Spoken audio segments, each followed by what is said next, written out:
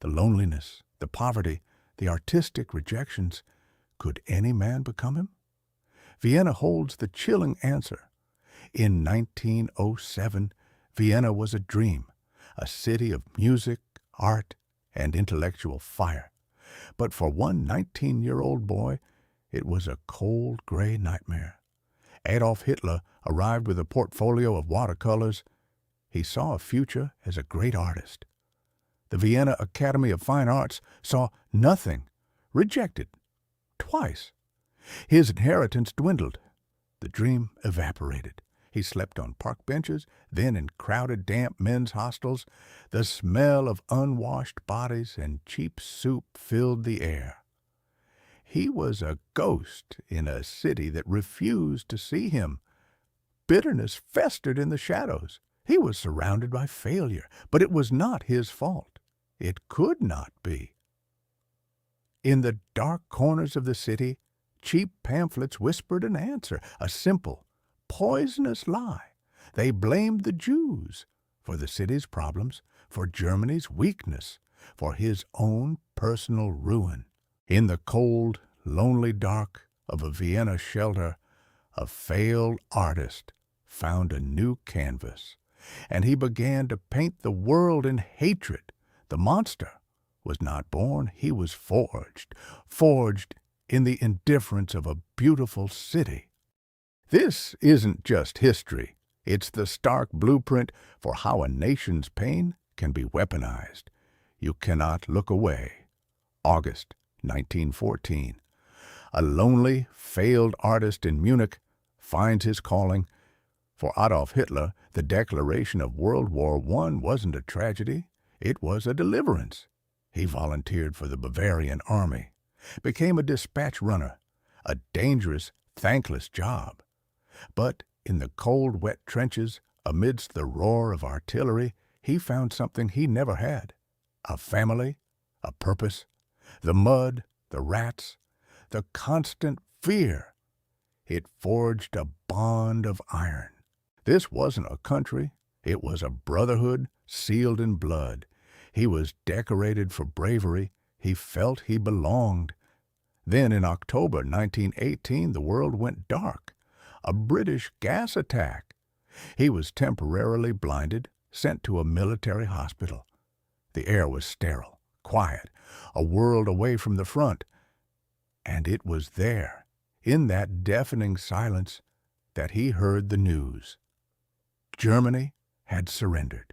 The army hadn't been defeated in the field. He believed it had been betrayed, stabbed in the back by politicians, by Marxists, by Jews. The physical blindness passed, but a new, more terrible blindness took its place. The pain of a lost war and a lost brotherhood needed a target, and in that hospital bed he found one. He didn't hide his intentions. Every single step, every atrocity was written down, and they followed it.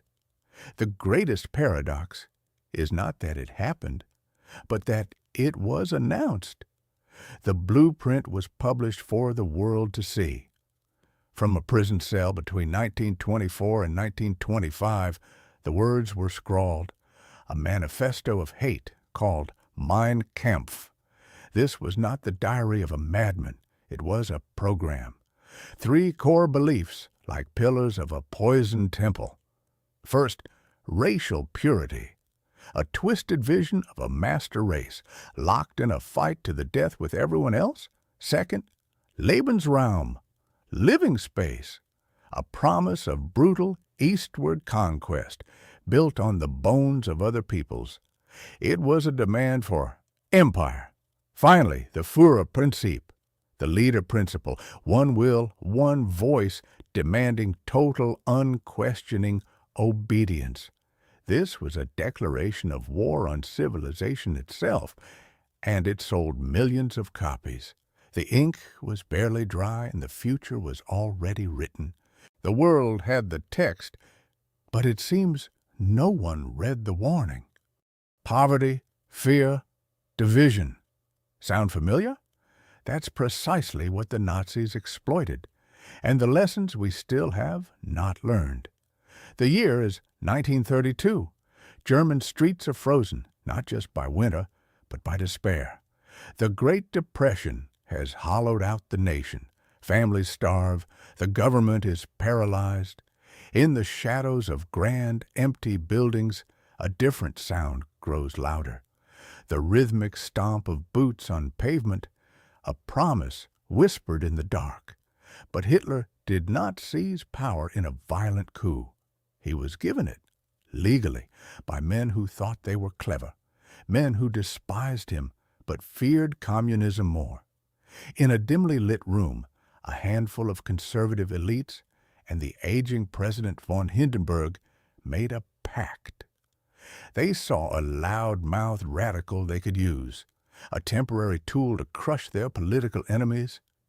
They would make him chancellor, surround him with their own people, and pull the strings.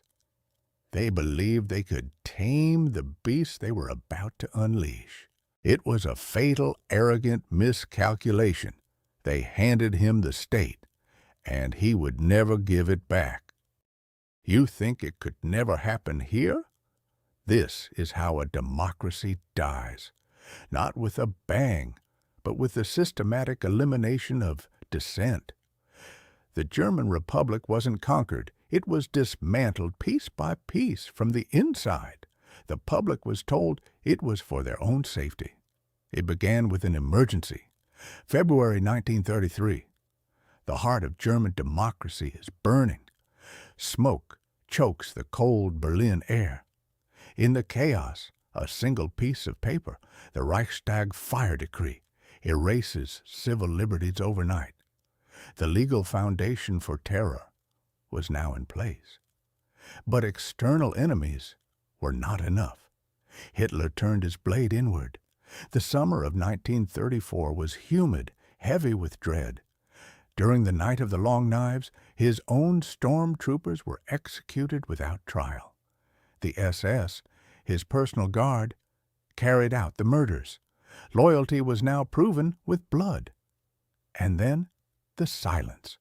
The Gestapo, the secret state police, were everywhere and nowhere.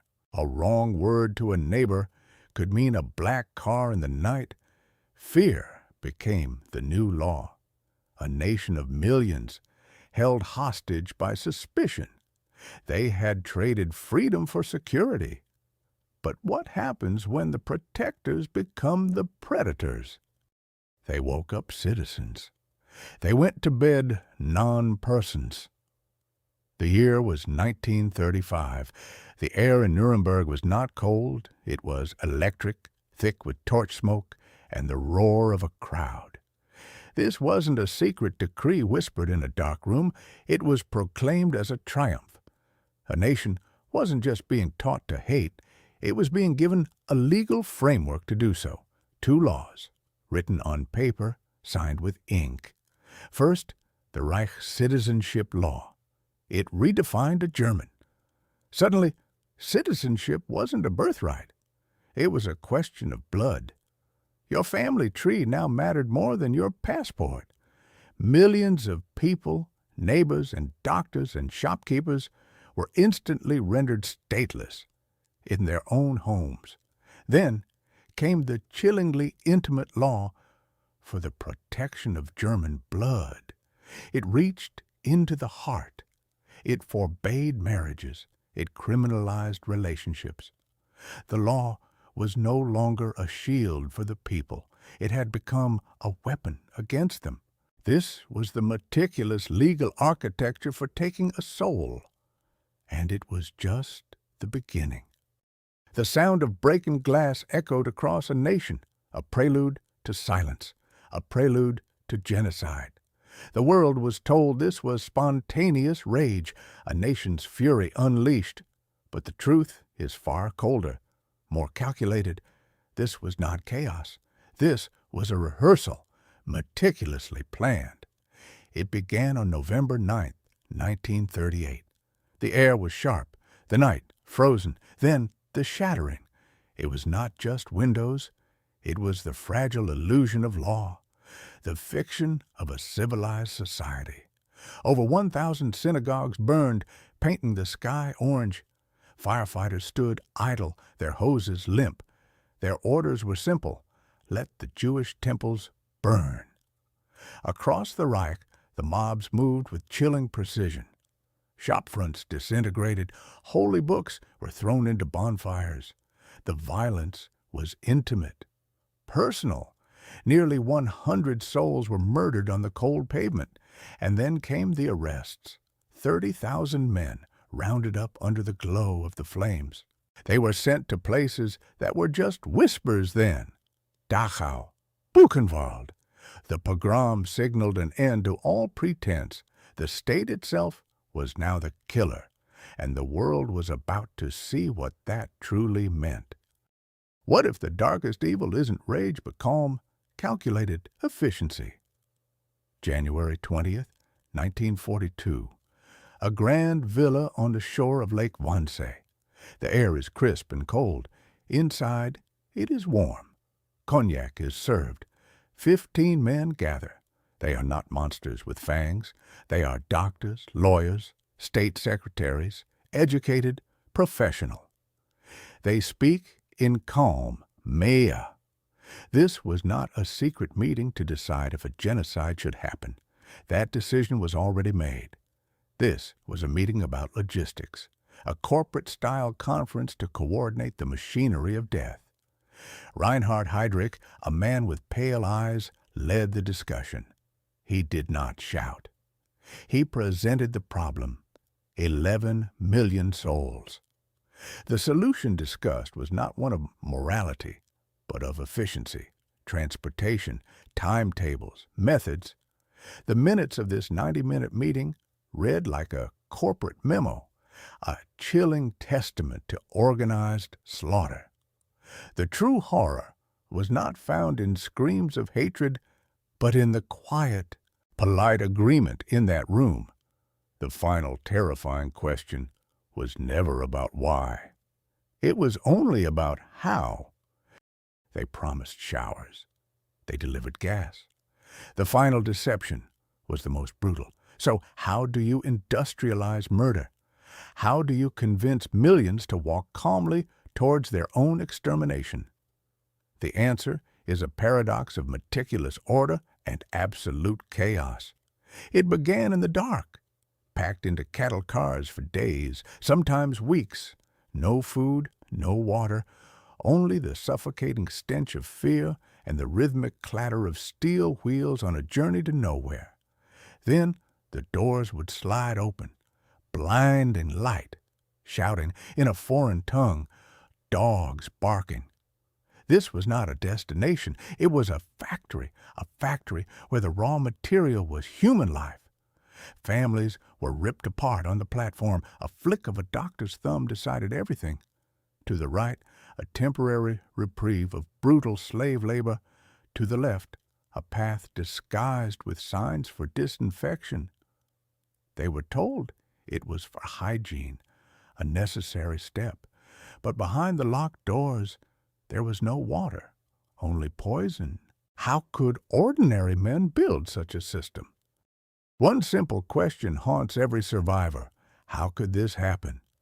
And more importantly, can it happen again? The world believed it was fighting a war, a brutal conventional war. They were wrong. What the Allied soldiers found in 1945 was not a battlefield. It was a secret, a vast industrial complex designed for one purpose: death. The gates swung open. A strange quiet fell. The air itself was thick, heavy with the smell of ash and disease. Gaunt figures in striped rags stared back with hollow eyes. They were skeletons, barely breathing, the living dead. The soldiers, hardened by years of combat, wept. They gagged. They could not process what they were seeing. This was not an isolated horror. It was a continent-wide network, a map of pure evil meticulously planned, each pinprick a factory of suffering, the piles of shoes, the mountains of hair, the cold, empty gas chambers. evidence of a crime so vast it defied language. The war was over. But a new battle had just begun, the battle for memory. The paradox is this: the more we see the evidence, the more impossible it seems. Civilization is a thin veneer, a fragile shell, and beneath it lies a capacity for darkness we can never, ever afford to forget.